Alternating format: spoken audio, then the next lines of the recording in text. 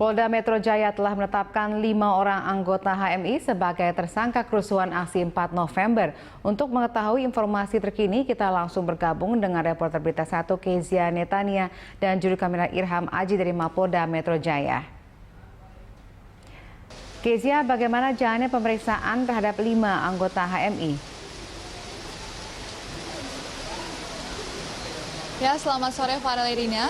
Saat ini gelar perkara atau pemeriksaan terhadap 5 orang kader HMI yang baru saja ditangkap dini hari tadi masih terus dilakukan. Dan mereka ditangkap terkait dengan dugaan provokasi dan penyerangan terhadap petugas dalam demo 4 November kemarin. Dan berdasarkan salah satu rilis yang diberikan oleh Polda Metro Jaya siang tadi, dari Kabid Humas sendiri menyatakan bahwa kelima orang tersebut yang salah satunya adalah sekjen dari HMI yaitu Ami Jaya Halim, ini sudah ditetapkan sebagai tersangka dengan bukti permulaan yang cukup, yaitu ada 2 bukti, yaitu foto dan video di dalam demo tanggal 4 kemarin.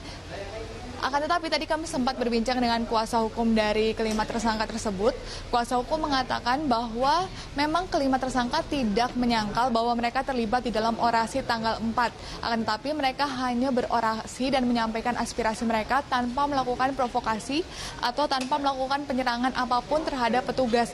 Dan bambu ataupun alat-alat lain seperti batu yang ditemukan sebagai alat bukti lain itu merupakan mereka menganggap itu hanya sebuah tiang dari bendera-bendera atau panji-panji yang mereka bawa. Selain itu juga kami dapat informasikan tadi terkait dengan penangkapan atau pemeriksaan yang dilakukan terhadap kelima kader HM ini.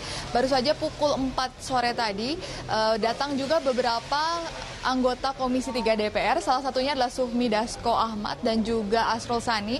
Mereka datang untuk melakukan pengawasan terhadap kasus ini karena apa yang mereka dengar di DPR adalah kelima tersangka atau kelima anggota HMI ini dilakukan pemeriksaannya secara tidak prosedural.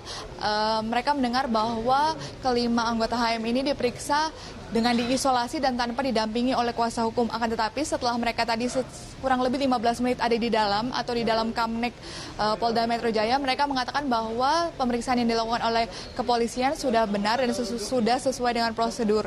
Dan mereka berjanji akan terus melakukan pengawasan dan pengawalan terhadap pemeriksaan dari kelima orang tersangka HMI ini.